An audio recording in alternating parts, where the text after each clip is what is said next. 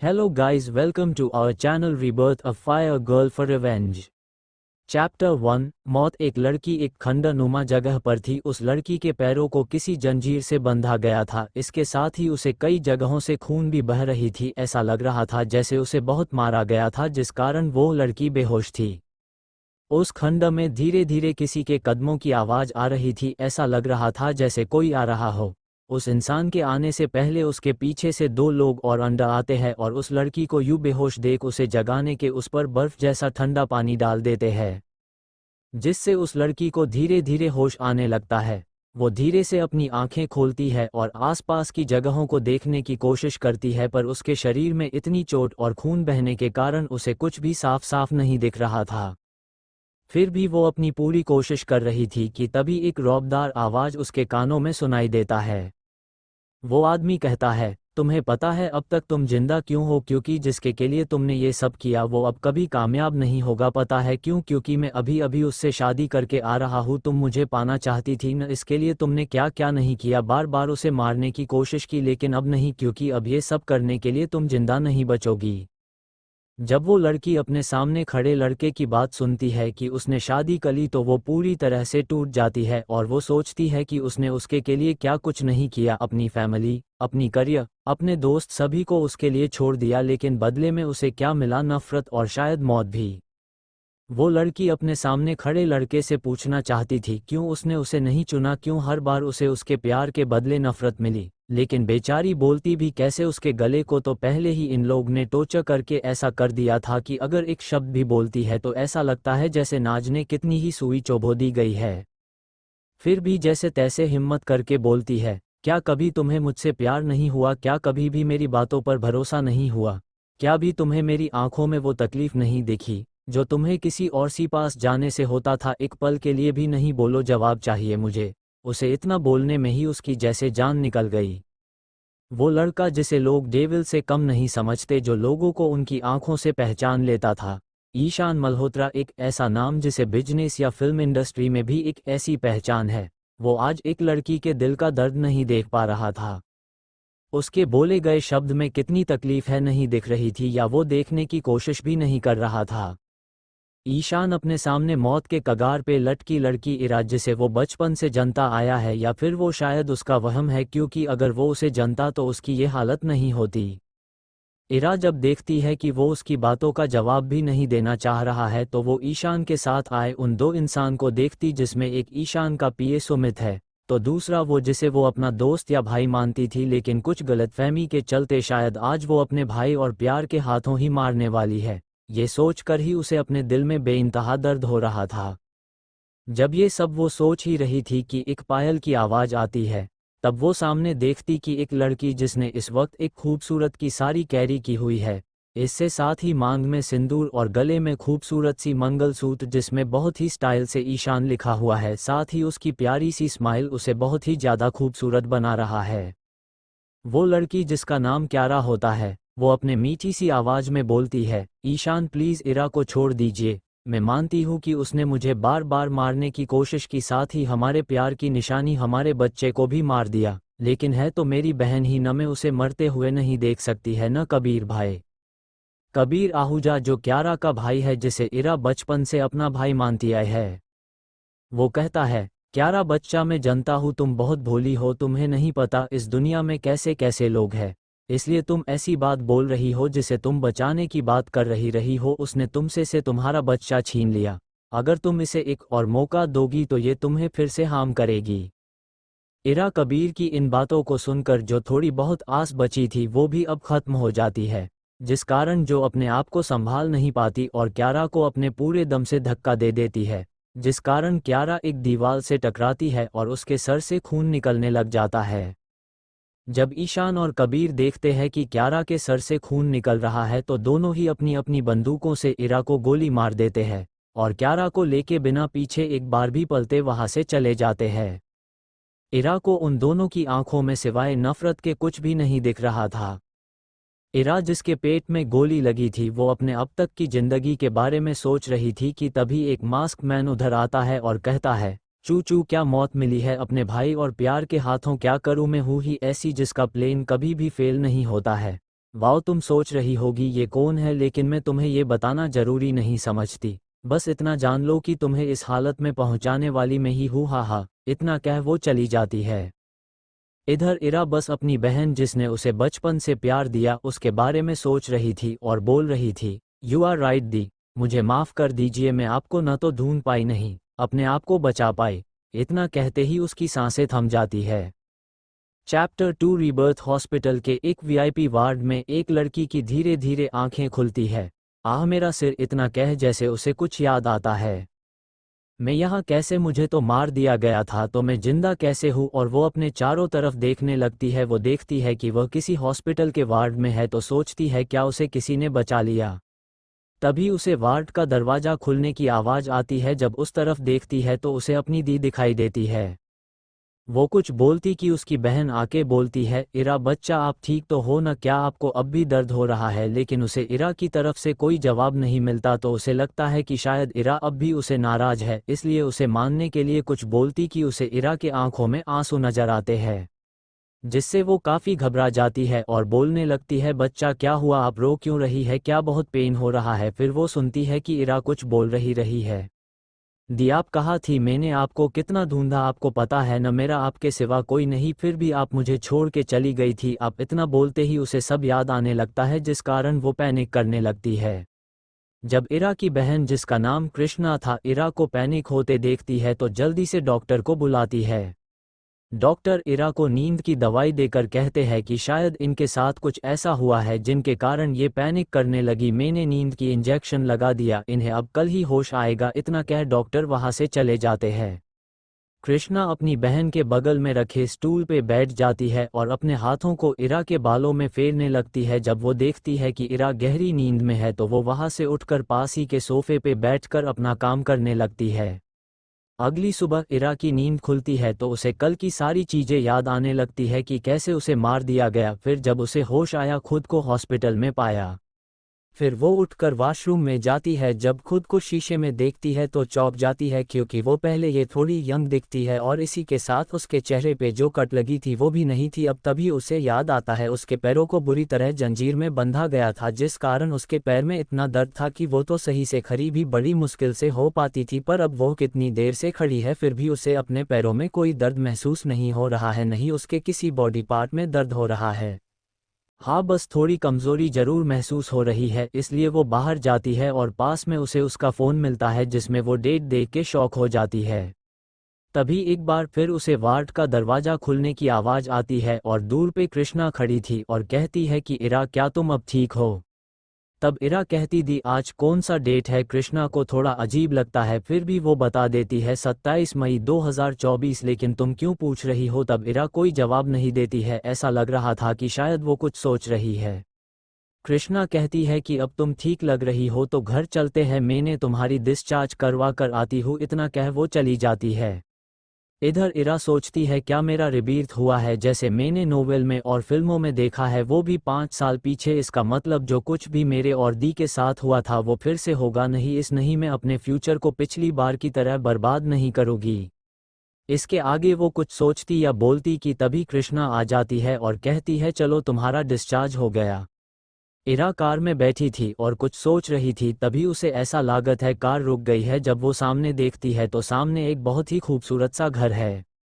वो घर न तो छोटा है नहीं ज़्यादा बड़ा, ऐसा नहीं है, वो लोग इससे ज़्यादा बड़ा घर खरीद नहीं सकते हैं। इनफैक्ट उनके पास तो इससे से बड़ा 2 घर है, लेकिन जब परिवार के नाम पर बस 2 लोग हैं तो बस इसलिए उन्होंने ये घर खरीदा, जिसके आसपास का माहौल बहुत ही अच्छा है। जब इरा और कृष्णा घर के अंदर जाते हैं तो इरा देखती है वो अब भी वैसा ही है जैसा पिछले जन्म में था। घर के गार्डन में अलग अलग तरह की फूलों के प्लांट थे जिससे कृष्णा ने लगाया था। उसी गार्डन के एक जगह पर मांगो एंड गुआवा का ट्री था और उसी के नीचे एक झूला लगा था जो खास इरा के लिए लगाया गया था। उसे बचपन से झूला झूलना बहुत पसंद था। फिर दोनों अंदर जाते हैं। घर भले ही छोटा था पर बहुत ही लग्जरियस थी।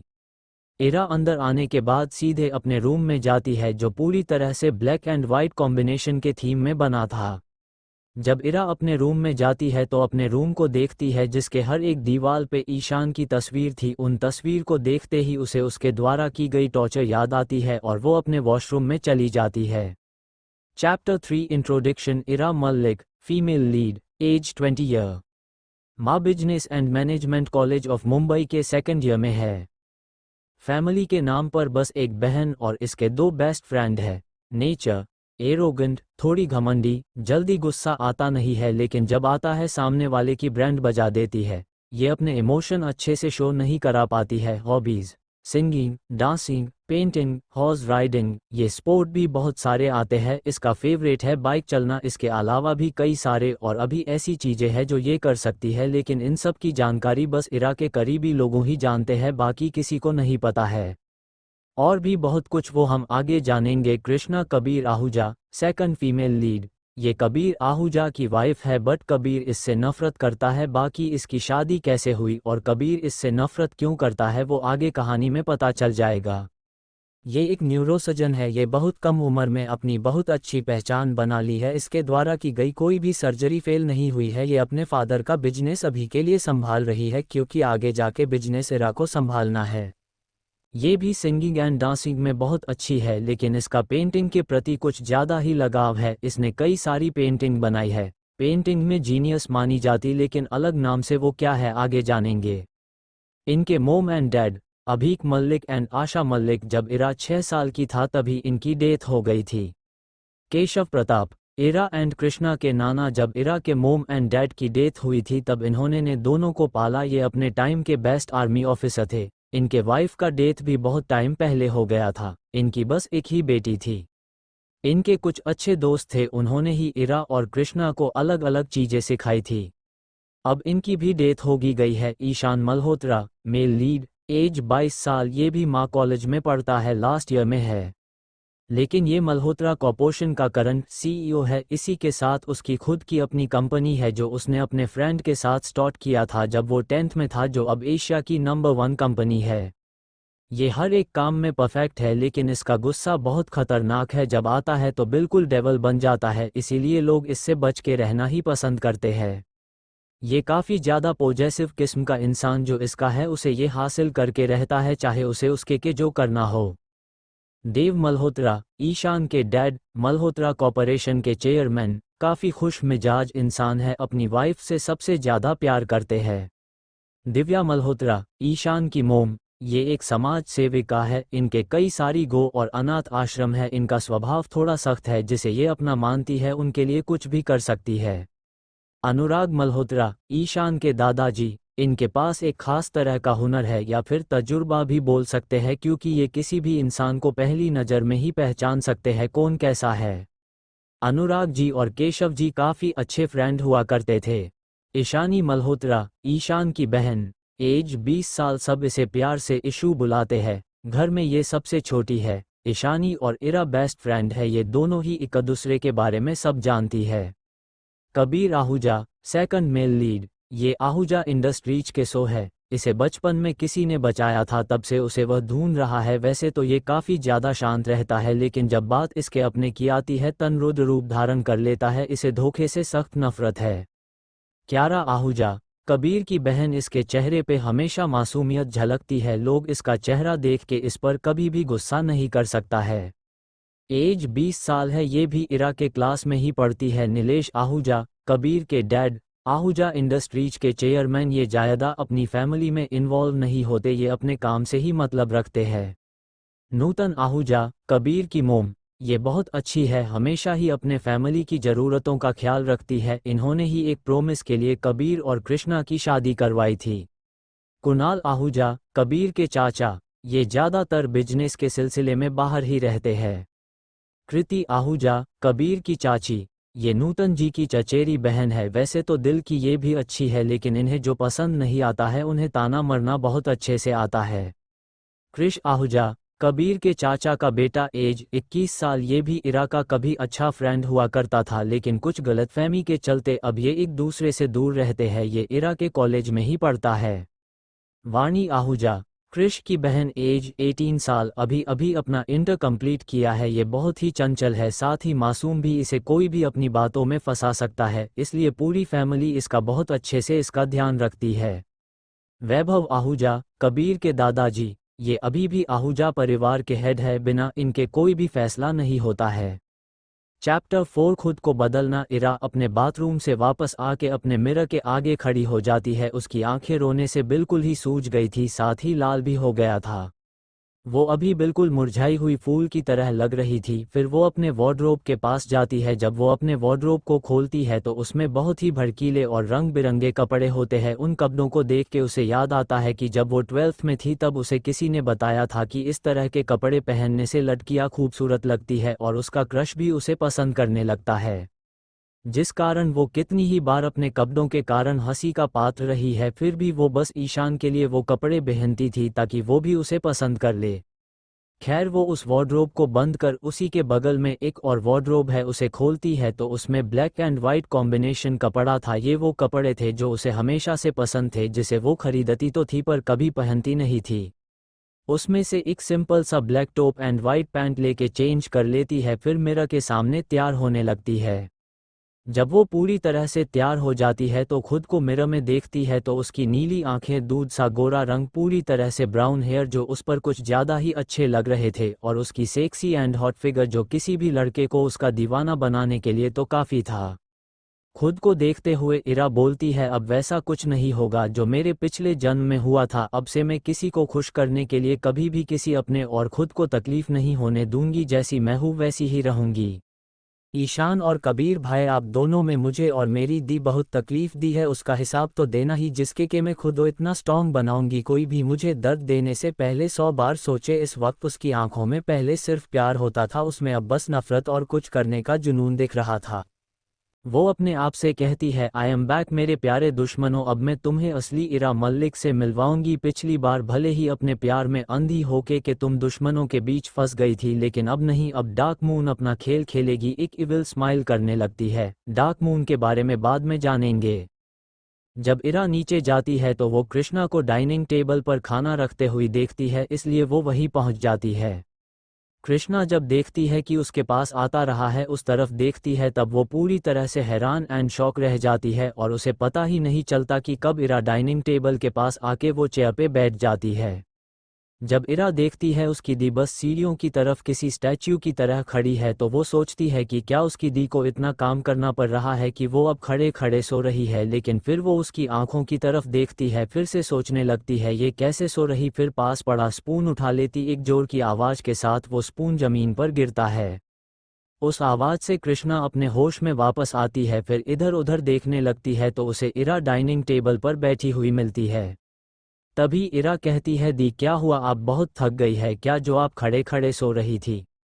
कृष्णा इरा की पहले की बात सुनती है तो उसे थोड़ा सा शौक लगता है, क्योंकि वो उसके बारे पूछ रही थी। क्योंकि जब से कृष्णा में शादी कबीर से हुई थी वो उससे बहुत ही रूखे स्वर में बात करती थी, साथ ही उसके साथ क्या हो रहा है उसे उससे कोई मतलब नहीं होता था। लेकिन जब उसकी दूसरी बात सुनती है तो पानी आंखें छोटी कर उसे घूरने लगती है। जाहिर है उसे कुछ भी समझ नहीं आया। जब इरा देखती है कि उसकी बहन उसे घूर रही है तो वो भी उसी एटीट्यूड में उसे घूरते हुए बोलती है, क्या है, आप ही तो यहाँ खड़े खड़े सो रही थी, अब आपको गुस्सा आ रहा है। कृष्णा जब इरा की बात सुनती है तो बोलती है, मैं सो नहीं रही थी, मैं बस तुम्हें देख के शौक थी, समझी। इरा कहती, क्यों, क्या मैं कोई एलियन हूँ जो आप ऐसे बोल रही हो। तब कृष्णा कहती है, क्योंकि तुम आज बहुत अलग तरह से तैयार हुई हो। इस पर इरा कहती है, हाँ, क्योंकि मैं अब बदलना चाहती हूँ और उसकी शुरुआत मैंने अपने ड्रेस की है, क्या मैं अच्छी नहीं लग रही हूँ। कृष्णा इरा के पास आके उसका चेहरा अपने हाथों में लेके कहती है, तुम बहुत ही ब्यूटीफुल लग रही हो। मैं तो हमेशा से तुम्हें कहती थी न, तुम्हें जो पसंद है वो करो, न कि जो दूसरा तुम्हें कहने को करता है वो करो। हम देखो तो तुम खुद को कितनी प्यारी लग रही हो। इस पर इरा कहती है, दी आपने मुझे तो समझाया, लेकिन आपका क्या, आप भी तो वही कर रही हो न जो दूसरे आपसे करने को कहते हैं। इस पर कृष्णा बिल्कुल चुप ही जाती है और बात बदलते हुई कहती है, तुम भी न कहा, बातों में लगा दिया, चलो खाना खा लो, फिर तुम्हें दवाई भी लेनी है। इरा को पता था कि कृष्णा बात बदलने की कोशिश कर रही है, इसलिए वो भी इस बात को यही रहने देती है, क्योंकि जो वो करना चाह रही थी इतनी जल्दी नहीं बदलने वाला था। इसलिए वो भी खाना खाने लगती है। तभी कृष्णा कहती है कि बुआ आ रही है, क्योंकि मुझे अर्जेंट एक सर्जरी के लिए आउट ऑफ टाउन जाना होगा, तो तुम पिछली बार की तरह बुआ को कुछ भी उल्टा सीधा मत करना, समझी। चैप्टर 5 कॉलेज जाना। इरा कृष्णा की बात सुन के सोचने लगती है ही कैसे अपने पिछले जन्म में वह अपनी बुआ की इंसल्ट और उल्टी सीधी हरकत करती थी ताकि वो उसके घर से चले जाए। फ्लैशबैक। सुहानी मित्तल इरा की चचेरी बुआ। इनकी लव मैरिज हुई थी लेकिन शादी के कुछ महीनों बाद ही उनके पति की मौत हो गई। उसके बाद उन्होंने कभी शादी नहीं की, नहीं उनके कोई बच्चे हैं। वो इरा और कृष्णा को अपने बच्चे मानती है।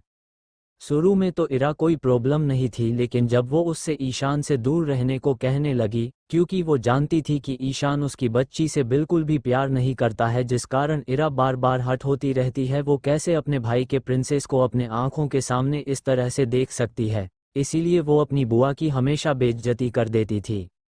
कभी कभी तो उनके खाने में छिपकली डाल देना, सोते वक्त लाउड म्यूजिक बजाना और भी न जाने किया किया था। इसी टाइम पर जब सुहानी बुआ आई थी तब इरा ने उन्हें उनके साथ बहुत ही मिसबिहेव किया था और ये तक भी कह दिया था आप मनहूस हो तभी तो पहले अपने पति को मार दिया, फिर अपने भाई और भाभी को, और अब आप मेरा ईशान मुझसे छीनना चाहती हो, और भी बहुत कुछ बोला था इरा ने। इरा की इन बातों को सुनकर उन्हें बहुत दुख हुआ था क्योंकि जब इनके हस्बैंड की डेथ हुई थी तब से लेके आज तक लोग उसे ही इसका कारण मानते हैं। इसलिए जब इरा ने, जिसे वो अपना बच्चा मानती है, इतना सब कुछ कहा तो वो पूरी तरह से टूट गई, वहां से चली गई। फिर वो कभी भी मल्लिक हाउस या इरा से नहीं मिली। और जब कृष्णा को इस बारे में पता चला तो वह इरा बहुत ही गुस्सा हुई और जो भी उनके बीच जरा सी बात होती थी वो भी बंद हो गई थी। और ये एक कारण है कि जब उसकी दी लापता हो गई थी उससे ज़्यादा कुछ पता ही नहीं था उसके साथ किया हुआ। प्रेजेंट टाइम इरा इन्हीं सब ख्यालों में खोई हुई ही अपना नाश्ता कंप्लीट करती है। कृष्णा इरा को उसे दवाई खिला के चली जाती है। इरा सोचती है इस बार वो अपनी बुआ से मिसबिहेव नहीं करेगी, साथ ही अपनी गलतियों की माफ़ी भी मांगेगी। अगर उसकी बुआ उससे कोई भी सजा दे गई वो चुपचाप उसे करेगी। इरा फिर कहती है बुआ तो रात में आएगी। फिर वो टाइम देखती है तो सुबह के 10:36 हो रहे थे, तो सोचती है कॉलेज ही चली जाती हूँ। फिर वो अपने रूम में तैयार होके नीचे आती है। वो बहुत सी ज़्यादा खूबसूरत लग रही थी। ब्लैक कलर की नी लेंथ फ्रॉक जिसमें में वाइट रोजेस बने थे, हाथों में वाइट लिमिटेड वॉच, पैरों में ब्लैक हिल्स, आंखों में काजल और होठों पे पिंक लिपस्टिक। अपने ब्राउन बालों को नीचे से थोड़ा सा काल किया वो क्यूट और हॉट दोनों ही लग रही थी। फिर वो अपने गराज में से अपनी स्पोर्ट कार निकलती है और चल पड़ती है अपने कॉलेज। इन द कॉलेज माँ कॉलेज ये मुंबई ही टॉप रेटेड कॉलेज है। यहाँ सिर्फ अमीर घराने या टॉप स्कॉलरशिप बच्चे ही आ सकते हैं। ये न सिर्फ बिजनेस कॉलेज है बल्कि यहाँ उधर एक्टिविटी भी होती ही ताकि यहाँ के बच्चे हर एक फील्ड में अपनी पहचान बना सके। इरा अपनी स्पोर्ट कार से कॉलेज पहुँचती है तो देखती है कि अभी बहुत ही कम बच्चे कैंपस में दिख रहे हैं क्योंकि अभी फर्स्ट पीरियड का समय था। वो अपनी कार को पार्किंग में पार्क करने जाती है तो देखती है सारी जगह फुल है, बस 2 करों के बीच एक जगह है जहां वो पार्क कर देती है। वो ये भी ध्यान नहीं देती वहां पार्क करना मना है क्योंकि भी उसे उसकी पिछली जन्म की ये बात याद नहीं थी क्योंकि वो 5 साल पीछे आया है, इसलिए ये छोटी सी बात भूल गई। देखते हैं कि उसके इस भूल का क्या परिणाम निकलता है। इरा कॉलेज ग्राउंड में आती है, सभी लोग उसे ही देखने लगते हैं। एक लड़का, यार ये कौन है, कितनी खूबसूरत है यार। उसी से बगल में खड़ा दूसरा लड़का, अरे ये तो देखी देखी सी लग रही है पर याद नहीं आ रहा है, लेकिन जो भी तो बहुत ही क्यूट है। तभी एक लड़की जो वही खड़ी थी उन दोनों की बात सुन के कहता है बेवकूफ़ो वो इरा है क्या। दोनों लड़के एक साथ चिल्लाते हैं जिससे आसपास जो स्टूडेंट इरा तो देखने सॉरी तारने में बिजी थे वो सभी होश में आते हैं। स्टूडेंट इरा को गौर से देखते हैं तो तब इन्हें पता चलता है कि ये इरा ही है। कॉलेज के लगभग सभी स्टूडेंट इरा को जानते थे। इसकी कुछ वजह थी। पहला, सभी को पता था वो ईशान के पीछे पागल, किसी भी लड़की को वो उसके साथ देखती थी तो उस लड़की को बहुत सुनती थी। दूसरा, एक बार जब क्यारा सीढ़ियों से गिर गई थी तब इरा वही थी। सबको लगा इरा ने ही क्यारा को सीढ़ियों से गिराया था और तो और इसके के लिए कबीर ने उससे सबके सामने थप्पड़ भी मारा था। जब उससे पता चला था कि क्यारा सीढ़ियों से गिर गई है, उसे इरा न गिरिया, तब वो अपने मीटिंग को छोड़ के आया था। अपनी बहन की ऐसी हालत देख के उससे गुस्सा कंट्रोल नहीं हुआ था। तीसरा, वो हमेशा ऐसे कपड़े पहनती जो उससे सबसे अलग बनाती थी। चौथा, वो भले ही अपने स्किल दुनिया से छुपाती थी पर वो अपने पढ़ाई को लेके बहुत सीरियस थी। इसका कारण भी शायद ईशान ही था क्योंकि जब वो छोटी थी तब वो ज़्यादातर ईशान के साथ ही पढ़ाई करती थी, इसलिए वो हमेशा टॉप करती है। और भी कुछ इंसिडेंट हुए हैं जिसके कारण वो कॉलेज में कुछ ज़्यादा ही फेमस है। लोगों को बस उसका मजाक बनाने का मौका मिलना चाहिए जो वो हमेशा ही करते हैं। लेकिन आज सभी स्टूडेंट उसे इस लुक में देख के तो जैसे पागल ही हो गए। किसी ने नहीं सोचा था कि वो इस तरह से भी दिख सकती है, क्योंकि वो हमेशा ही अपनी रियल ब्यूटी को छिपाती आई है। इधर इरा उन स्टूडेंट्स के इग्नोर कर कैंटीन में जाती है, क्योंकि उसे पता था कि उसका फर्स्ट लेक्चर अभी चल रहा है जो आधे घंटे तक और चलेगा, इसलिए वो तब तक कैंटीन में रुकने का फैसला करती है। कैंटीन में अभी कोई नहीं था, इसलिए वो जिस पर 3 से 4 लोग बैठ सकते हैं वो बैठ जाती है और अपने फ्रेंड को मैसेज कर उसे भी कैफेटेरिया आने को बोल देती है। करीब आधे घंटे बाद कोई इरा के आंखों को बंद कर बोलता है, जान बोलो कौन है। इस पर इरा बोलती है, मुझे इस कॉलेज में जान बोलने वाला कौन होगा तेरा अलावा मेरी इशू। इस पर ईशानी उसके आगे आते बोलती है, जान मैं तुझसे नाराज हूँ, तेरा एक्सीडेंट हो गया था और तूने मुझे बताना जरूरी भी नहीं समझा। इस पर इरा कुछ कहती कि तभी एक आवाज आती है कि वो हमें क्यों कुछ बताएगी, आखिर हम हैं कौन इसके। इतना कह वो भी ईशानी के साथ खड़ा हो जाता था। इरा कुछ बोलती कि फिर एक आवाज आती है, गाइस तुम लोग पहले इरा को तो देखो यार, क्या कयामत आज लग रही है। इस पर इरा के सभी दोस्त उसे देखने लगते हैं कि तभी मनन कहता है, ओ माय गॉड, क्या जो मैं देख रहा हूँ वो तुम सब भी देख रहे हो। उसकी बात पर एक और लड़का जो इरा के पीछे की खड़ा था, यस ब्रो, आज तो हमारी इरू सच में पटाखा लग रही है। इस बात पर इरा अपने पीछे खड़े लड़के के पेट में मरती है और बोलती है, नील अगर तूने फिर से मेरे साथ फ्लर्ट की न तो तेरा जो सीक्रेट है सबको बता दूंगी। इस पर नील बोलता, नहीं नहीं इरू, तू मेरे साथ ऐसा नहीं कर सकती, तू तो जानती है न मैं तो मजाक कर रहा था। फिर वो पांचों उस टेबल पर बैठ जाते हैं। तो चलिए मैं इन सब का इंट्रोडक्शन करवा देती हूँ। ईशानी मल्होत्रा, ये कौन है, ये तो मैंने बात ही दिया था। ईशानी जब 5th क्लास में थी तब ये इरा से मिली थी, तब से ही दोनों बेस्टी है। पिछली लाइफ में ईशानी इरा के साथ रहने के लिए उसी की सेक्रेटरी बन गई थी। मनन माथुर, इसके डैड एक CBI ऑफिसर है, ये अपने ग्रुप के सबसे क्यूट बॉय है। मोनी रॉय, ये रॉय खानदान की एक लौटी लड़की है, ये लड़का हो या लड़की सभी से फ्लर्ट करती है। नील खन्ना, इसके डैड भी बहुत बड़े बिजनेसमैन है, इसका भाई भी इसी कॉलेज में ईशान के साथ पढ़ता है, साथ ही उसका दोस्त भी है जो अभी अपना फैमिली बिजनेस संभाल रहा है। लेकिन नील को बिजनेस में नहीं बल्कि सिंगिंग में अपना करियर बनाना है। Chapter 6 friend and flashback. Ira और उसके फ्रेंड उस राउंड शेप टेबल पर बैठ जाते हैं। ईशानी कहती है, जान तू आज कुछ अलग रही है, तू तो आज कुछ ज्यादा ही सेक्सी लग रही है। इस पर इरा कहती है, क्यों तुझे मैं ऐसे पसंद नहीं आ रही। नहीं नहीं, तू तो जानती है चाहे तू कुछ पहन तू हमेशा मुझे सबसे प्यारी लगती। ईशानी क्यूट सा फेस बना के कहती है, स्माइलिंग फेस स्माइलिंग फेस। इस पर इरा उसे अब कुछ नहीं कहती है, सभी की और देख के कहती है कि अब से मैं ऐसे ही रहूंगी, मैं जाती हूँ, मेरी वजह से तुम सब की बहुत इंसल्ट हुई है, उसके लिए प्लीज़ मुझे माफ़ कर दो। इतना कहते ही उसकी आंखों में आंसू आ जाते हैं, क्योंकि उसे अपनी पिछली लाइफ की घटना याद आ जाती है। उसकी पिछली लाइफ में उसके इस दोस्तों को कितनी तकलीफ हुई थी उसकी वजह से। वो वजह मैं जब उसकी पिछली लाइफ के बारे में लिखूंगी तब बताऊंगी। फिर भी इन्होंने कभी भी इसका साथ नहीं छोड़ा। जब इरा के फ्रेंड देखते हैं कि इरा रो रही है तो सब घबरा जाते हैं। नील कहता है, तू तो हमारी जान है, तेरी वजह से कभी भी हम शर्मिंदा नहीं होते हैं। उसकी हाँ में हाँ मिलते हुई मनन कहता है, बडी तू तो मेरी ताकत है न, फिर तू ऐसी बात क्यों बोल रही है, और हाँ प्लीज़ बडी रोना बंद कर दे। उसे इरा को रोते देख उसकी की आंखों में आंसू आ जाते हैं। इरा जब देखती है सब उसके लिए घबरा रहे हैं और मनन रो रहा है तो वो अपनी आंसू को बड़ी मुश्किल से रोकती है और मुस्कुराते हुई कहती है, तुम लोग भी न, मैं जरा सा रो क्या दी, कितना घबरा गए। और मनन के पास जाके उसे गले लगा लेती है और बोलती है, बडी तुम तो छोटे बच्चे होते जा रहे हो, देखो को कैसे रो रहे हो। वो उसके फेस को देखते हुए कहती है, क्योंकि वो जानती थी ये भले ही हर एक चीज़ में स्मार्ट हो लेकिन वो दिल से अभी भी बच्चा ही है, खासकर उसके सामने तो वो बिल्कुल ही बच्चा बन जाता है। क्योंकि मनन जानता है इरा भले ही दुनिया के लिए कैसी हो पर उसके और उसके फ्रेंड के लिए वो बहुत ज़्यादा केयरिंग और प्रोटेक्टिव रहती है। जब मोना देखती है कि सब इतने इमोशनल हो रहे हैं तब वो कहती है, यार तुम लोग को देख के लोग मेरा मजाक बनाएंगे कि देखो तो 4 बच्चों के बीच एक बड़ी लड़की क्या कर रही है, यार कुछ तो मेरी इमेज का ख्याल रखो, क्या बच्चों की तरह रो रहे हो। सब उसकी बातों पर सब उसे घूरने लगते हैं और एक साथ ही सभी के हंसने की आवाज़ आती है। फिर सब बैठ के अपना लंच एंजॉय करते हैं। इरा अपने मन में कहती है, थैंक यू गॉड जी मुझे दूसरा चांस देने का, अपने इस लाइफ में अपने दोस्तों को कुछ भी नहीं होने दूंगी। थोड़ी देर बाद जब उनका लंच हो जाता है तो तब सब कैंटीन से बाहर आते हैं तो देखते हैं कि एक जगह बहुत भीड़ है। तब ईशानी के कहती है ये इतनी भीड़ क्यों है, चलो देखते हैं। फिर सब उस तरफ जाने लगते हैं। वहां पहुंचकर नील एक लड़के से पूछता है कि क्या हो रहा है। तब वो लड़का कहता है हमारे कॉलेज में एक न्यू स्टूडेंट आया है ट्रांसफ़र होके और पैंथर ग्रुप उससे परेशान कर रहे हैं और उसी ने सभी स्टूडेंट को यहाँ बुलाया है, बोला है वीडियो बनाने के लिए। इधर पैंथर ग्रुप जिनमें 5 लोग थे, सूरज, करीना, शुभम, हिना, अनुज, जिसमें सूरज उस ग्रुप का लीडर था, वो भी काफ़ी अमीर और हैंडसम था, लेकिन इसके साथ ही काफ़ी अयाश किस्म का लड़का था जिसे हर दिन नई लड़कियां की ज़रूरत होती थी। पैंथर ग्रुप कमज़ोर स्टूडेंट को हमेशा बुली किया करता था। वो सभी अमीर फैमिली से था, यहाँ पर हमेशा ही पुअर फैमिली के बच्चे को टारगेट किया जाता था। अभी उसकी नज़र इस न्यू स्टूडेंट पर पड़ी क्योंकि ये कभी ज़्यादा सुंदर थी।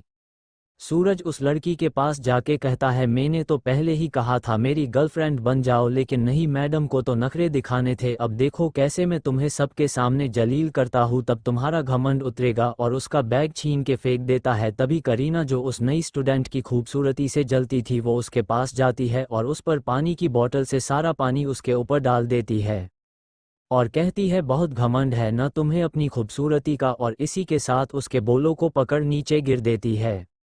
वो लड़की गिरने के डर से अपनी आंखों को बंद कर लेती है, लेकिन जब उससे किसी चोट का एहसास नहीं होता है तो अपनी आंखें खोलती है तो देखती है कि उसे किसी में पकड़ रखा है, वो और कोई नहीं इरा होती है।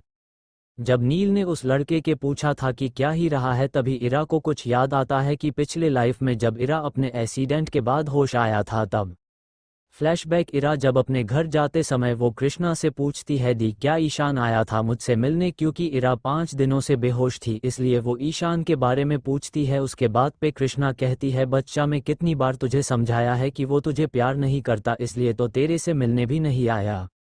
तब इरा गुस्से से कहती है दी बार बार एक ही बात बोलने से आपका मन नहीं भरता, रही बात उसके न आने की तो शायद कोई काम हो इसलिए नहीं आया होगा। ईशान नहीं आया तो क्या हुआ, मैं ही चली जाऊंगी उससे मिलने। उसकी बातों से कृष्णा काफ़ी हट होती है इसलिए फिर वो कुछ नहीं बोलती है। इरा घर आके फ्रेश होके बिना अपनी दी मिले ही ईशान के पास चली जाती है उससे मिलने। वो जानती थी कि इस समय ईशान अपने कंपनी में होगा, सो वो सीधे कंपनी चली जाती है। कंपनी में सब उससे जानते थे क्योंकि वो अक्सर यहाँ आती थी, लेकिन कोई भी उससे पसंद नहीं करता था क्योंकि सबको पता था कि इरा उसके बॉस के लिए पागल है, इसके लिए वो कुछ भी कर सकती थी।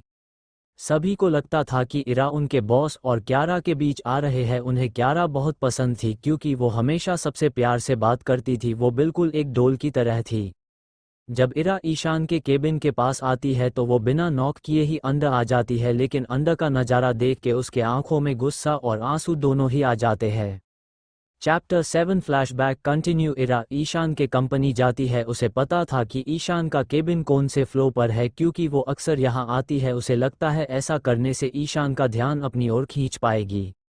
इरा ईशान के केबिन के सामने जाके खड़ी हो जाती है, फिर खुद को थोड़ा मोटिवेट करती है क्योंकि उसे पता था इस तरह बिना बताए उसकी कंपनी में आना ईशान को ज़रा भी पसंद नहीं। उसे हमेशा इस चीज़ के लिए सुनता है, इसलिए वो खुद को हिम्मत दे रही थी।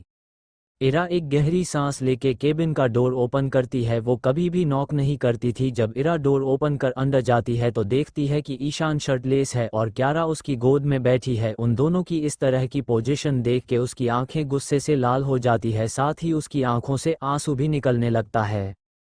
इरा गुस्से से क्यारा और ईशान के पास जाके कहती है ये क्या हो रहा है। उसकी बात पर क्यारा जल्दी से ईशान के गोद से उठती है। वो कुछ कहती कि उससे पहले ही ईशान कहता है इरा से तुम यहाँ क्या कर रही हो, क्या तुम्हें बार बार बताना होगा कि मेरी केबिन के अंदर आने से पहले नॉक किया जाता है। तुम्हारी वजह से मेरा प्राइवेट मोमेंट बर्बाद हो गया, अब खड़ी क्या हो जाओ यहाँ से।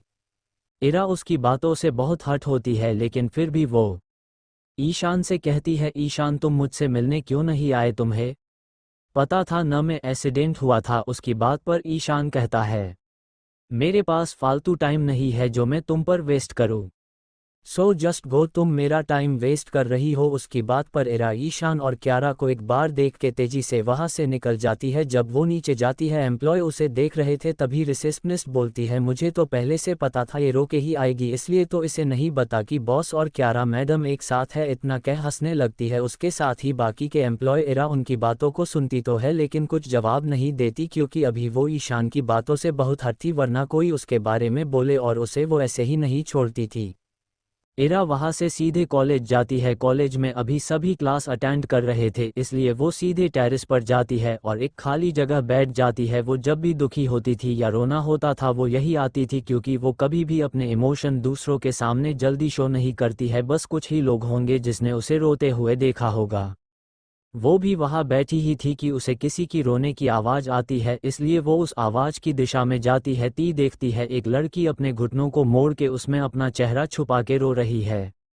इरा उसके सामने बैठ जाती है और बोलती है, हे क्या हुआ, तुम रो क्यों रही है। उसकी बात पर वो लड़की अपना सिर उठती है। इरा देखती है कि उस लड़की को बहती बुरी तरह से मारा गया है, उसके सिर से खून बह रहा है, उसके गालों पे उंगलियों से निशान है, रोने से उसकी आंखें बिल्कुल लाल हो गई है, उसे बाल पूरे बिखरे हैं, कपड़े भी कई जगह से फट गए हैं। इरा उस लड़की की हालत देख के बोलती है, तुम्हारे साथ ये सब किसने किया और तुम हो कौन, मैंने आज से पहले तो तुम्हें नहीं देखा। उसकी बात पर वो लड़की इरा की तरफ देखती है, एक पल को तो देखती ती रह जाती है, क्योंकि भले ही इरा ने अजीब कपड़े पहने थे लेकिन उसका चेहरा बिल्कुल एक डोल की तरह था। इसके गाल इतने सॉफ्ट देख रहे थे कि उसे उसके गाल छूने का मन हो रहा था। फिर वो इरा बातों से होश में आती है और बोलती है, मैं एक ट्रांसफ़र स्टूडेंट हूँ, मेरा नाम अविका है, मैं 2 दिन पहले ही ये कॉलेज ज्वाइन किया है। लेकिन आते ही इतना कहती ही उसकी आंखों से आंसू आ जाते हैं। इरा पूछती है कि तुम्हारे साथ ये सब किसने किया। इस पर अविका कुछ नहीं कहती है, बस रोती रहती है। इरा उसको रोने से रोकने के लिए कहती है, देखो तुम्हें इस तरह नहीं रोना चाहिए, वरना अगर बाढ़ आ जाएगी तो मुझे तो तैरना भी नहीं आता है। उसकी बात पर अविका हैरानी से उसकी तरफ देखती है और बोलती, बाढ़ क्यों आएगी, यहाँ तो पास में समुद्र भी नहीं है। तो इरा कहती है, अरे तुम जो इतना रो रही हो तो क्या बाढ़ नहीं आएगी, देखो तो कैसे तुम गंगा जमुना बहा रही हो। इतना कह वो हंसने लगती है। उसकी बातों पर अविका भी थोड़ा स्माइल करने लगती है। तब इरा कहती है, तुम स्माइल करते हुए बहुत प्यारी लगती हो, चलो अब तो कॉलेज भी बंद हो जाएगा, मैं तुम्हें घर ड्रॉप कर देती हूँ। तब अविका कहती है, मैं हॉस्टल में रहती हूँ। इरा उसे उसके हॉस्टल ड्रॉप कर कहती है, खुद को स्ट्रांग बनाओ, वरना लोग तो है ही तुम्हें परेशान करने के लिए। इरा अगले दिन भी बस अविका से मिलकर कॉलेज से आ जाती है, क्योंकि वो अभी अपने फ्रेंड से नाराज थी। जब अगले दिन इरा कॉलेज जाती तो वह अविका को पूरे कॉलेज में ढूंढती है, लेकिन उसे अविका कहीं नहीं मिलती है, इसलिए वो उसके हॉस्टल पहुंचती है, लेकिन वो वहां भी नहीं होती है। घर आकर वो किसी को इस बारे में पता करने को बोलती है। तब उसे पता चलता है कि पैंथर ग्रुप के लोगों ने उसे कल बहुत परेशान किया, साथ ही उसका वीडियो भी बनाया था जिसके थ्रू उसे ब्लैकमेल कर रहा था, इसलिए अविका ने सुसाइड कर ली और कॉलेज वालों ने इस न्यूज को दावा दिया। उसके आगे का फ्लैशबैक बाद में कंटिन्यू करेंगे। Present time. इरा को याद आता है कि यही वो टाइम था जब पैंथर ग्रुप ने अविका को इतना परेशान किया कि उसने सुसाइड कर लिया, इसलिए वो सीधे उस भीड़ में चली जाती है और देखती है करीना ने अविका के बालों को बड़ी बेरहमी से पकड़ा है और उसे नीचे फेंक रही है, इसलिए वो जल्दी से अविका को पकड़ लेती है। इरा अविका से पूछती है, अभी क्या तुम ठीक हो। पहले तो अविका हैरान हो जाती है, कोई उसे बचाने आया और उसका नाम भी जनता था, लेकिन वो अभी इस बात पर ज़्यादा जोर नहीं करती है, बस अपना सिर हिला देती है। पैंथर ग्रुप के लोग देखते हैं कि किसी ने अविका को बचा लिया है तो सब उस शख्स को देख अपनी आंखों को झपकाना भूल जाते हैं। चैप्टर 8 पैंथर ग्रुप की धुलाई। पैंथर ग्रुप के मेंबर जब देखते हैं कि अविका को किसी ने गिरने से बचा लिया है तो उस इंसान को देख अपनी पलकें झपकना ही भूल जाते हैं कि तभी एक थप्पड़ की आवाज़ से सब अपने होश में आते हैं। सभी देखते हैं करीना नीचे ज़मीन पर गिरी हुई है और उसके होठों से खून निकल रहा है। सब सामने देखते हैं। वो सभी एक पल के लिए डर जाते हैं, क्योंकि इरा बिल्कुल अभी एक हेल क्वीन की तरह लग रही थी। उसके अंदर से बहुत ही डरावना ऑरा निकले रहा था जिससे सभी न चाहते हुए सभी डर रहे थे। इरा का आंखों में तो गुस्सा था, लेकिन होठों पर अजीब सी स्माइल थी जो उसे डरावना और ब्यूटीफुल दोनों बना रहा था। इरा अपनी गुस्से से भरी आंखों से वहां खड़ी थी। ये थप्पड़ भी उसी ने मारा था, क्योंकि जब अविका को गिरने से बचाया था तब उसने उसके गालों पर उंगलियों से निशान देखे थे, जिसे देखकर उससे पिछली लाइफ अविका के साथ क्या हुआ था याद आ गया और वो अपने गुस्से को कंट्रोल नहीं पाए। पैंथर ग्रुप के मेंबर जब करीना की ऐसी हालत देखते हैं तो उन्हें बहुत गुस्सा आता है। तब शुभम जो उसी ग्रुप का मेंबर था वो बोलता है, तुम्हारी हिम्मत कैसी हुई अपने सीनियर पर हाथ उठने की, क्या तुम्हें पता भी है तुम किसके सामने खड़ी हो। उसी के बगल में खड़ा उसका दोस्त जो उसी ग्रुप का हिस्सा था वो बोलता है, लगता है बहुत पढ़ निकल गए हैं तुम्हारे, इसलिए तो हमारे सामने खड़े होने की हिम्मत कर रही हो। तभी सूरज जो उस ग्रुप का मेंबर होता है वो बोलता है, अगर तुम चाहती हो कि मैं तुम्हें यहाँ से जाने दूँ और तुम्हें इस चीज़ के लिए पुनिशमेंट न दूँ तो तुम्हें सबके सामने मुझे किस करना होगा, और एक क्रैपी स्माइल करने लगता है। वहाँ पे मौजूद सभी लोग इरा को दयाभाव से देखने लगते हैं क्योंकि सभी जानते हैं इरा के ऐसे करने से वो पूरी कॉलेज में बदनाम हो जाएगी, क्योंकि पैंथर ग्रुप इरा को यही नहीं छोड़ेंगे। वही इरा के फ्रेंड्स भी वही थे, बट उनके मन कुछ और ही चल रहा था। मनन कहता है, बडी के बारे में इस तरह नहीं बोलना चाहिए था, अब तो भगवान ही बचाए इस ग्रुप और खासकर इसके लीडर को। उसकी बात पर ईशानी, नील, मोना सभी के चेहरे पर डेविल स्माइल आ जाती है। इधर अविका जब उन लोग की बातें सुनती है तो डर जाती है और इरा के पास आके कहती है, प्लीज़ तुम मेरी वजह से इन लोग से मत उलझो। इरा जो तब से पैंथर ग्रुप की बातों को सुन रही थी वो अविका की बात पर कहती है, डोंट वरी। फिर मोना से कहती ही कि अविका को यहाँ से ले जाए। उसकी बात पर मोना अविका लो अपने ग्रुप के पास ले जाती है। तब अविका कहती है, ये क्या कर रही हो, तुम्हें अपने फ्रेंड की हेल्प करनी चाहिए और तुम। उसकी बात पर ईशानी कहती है, हे न्यू स्टूडेंट, तुम बस शो देखो और जान की फिक्र मत करो। ओक, और उसके आगे चिप्स का पैकेट बढ़ा देती है और ऐसे रिएक्ट करती है जिससे सच में कोई शो देख रही है। इधर पैंथर ग्रुप के लोग जब अविका को वहां से जाते हुए देखते हैं उन्हें ऐसा लगता है जैसे इरा उनकी बेइज्जती कर रही है, जो कि सच भी है। करीना जिससे अभी इरा ने थप्पड़ मारा था वो अपना बदला लेने के लिए एक स्टूडेंट के हाथों से जूस छीन के इरा पर फेंक देती है, लेकिन इरा ने टाइम रहते ही उसे जूस को अपने पर गिरने से पहले ही वहां से हट गई थी। अब तक इरा ने अपने गुस्से को जो संभाल के रखा था वो अब फूट पड़ता है, इसलिए वो अपनी जगह से तेजी से जाते हुए फिर से करीना को थप्पड़ मार देती है, जिससे वो फिर एक बार जमीन पर गिर जाती है। उसकी इस हरकत से पैंथर ग्रुप का एक लड़का उसकी तरफ बढ़ता है, लेकिन वो इरा तक पहुंचता उससे पहले ही इरा उसके प्राइवेट पार्ट में मरती है। उससे तो कुछ समझ ही नहीं आता, वो बस अपना प्राइवेट पार्ट को पकड़ जमीन पर धराशायी हो जाता है। इरा की इस हरकत से तो वो ग्रुप सदमे में ही आ जाता है, लेकिन अब तो इज्जत का सवाल था इसलिए सब एक साथ ही उसकी तरफ बढ़ते हैं। लेकिन उन सब अपनी तरफ आता देख इरा परेशान नहीं होती है, बल्कि उसे होठों पर एक इविल स्माइल आ जाती है। 5 मिनट के अंदर पैंथर ग्रुप के सभी मेंबर जमीन की धूल चाट रहे थे। आखिर हमारी इरा ब्लैक बेल्ट के अलावा भी कई मार्टियल आर्ट की ट्रेनिंग ले रखी है, उसके लिए तो बस ये बचा का खेल था। इरा इविल स्माइल के साथ अपने एक घुटने पर बैठती है और सूरज के बाल पकड़ के कहती है, चू चू चू, क्या हुआ सीनियर, जमीन कुछ ज़्यादा ही पसंद आ रही है जो उठने का नाम ही नहीं ले रहे हो। हाँ, और उसके बालों तो जोर से खींच देती है जिस सूरज की एक चीख सुनाई देती है, क्या हुआ अब किस नहीं चाहिए तुम्हें, बहुत शौक ही न वीडियो बनाने का, एक वीडियो में बनाएगी वो भी तुम सभी का इतना बोल। वो खड़ी हो जाती है फिर मनन से बोलती है, बडी ज़रा अपना कैमरा तो लाना। उसकी बात पर मनन अपना कैमरा जो वो हमेशा लेके आता था वो अपना कैमरा इरा को पकड़ा देता है। फिर इरा वही पास में खड़े लड़के को बुलाती है। वो लड़का डरते हुए इरा के पास जाता है, बोलता है यस मैम। इरा देखती है कि वो लड़का तो खड़े खड़े काँप रहा है तो बोलती है, रिलैक्स किड, डर क्यों रहे हो, तुम्हें बस इसके कपड़े उतारने हैं और कुछ नहीं। वो सूरज की तरफ देख के इशारा करती है, क्या नो मैम मुझसे नहीं होगा, वो लड़का डरते हुए बोलता है। तब इरा कहती है, देखो kid, I am your senior so तुम्हें मेरी बात माननी होगी वरना इतना कह उसकी तरफ डेविल स्माइल से देखने लगती है। वो लड़का उसकी स्माइल देख के मन में सोचता है, ओ गॉड, कहाँ फंसा दिया, ये दिखने में क्यूट है लेकिन इसकी स्माइल डेविल क्वीन जैसी है, अगर मैंने इसकी बात नहीं मानी तो शायद उन लोग के साथ मुझे नहीं छोड़ेगी। फिर वो पैंथर ग्रुप से सभी लड़कों के कपड़े उतार देता है। उन सभी तो इतनी मार पड़ी थी कि वो रोक भी नहीं पाता है, सभी लड़के बस बॉक्स में ही वहाँ होता है जिस कारण उन लोग को शर्म आ रही थी।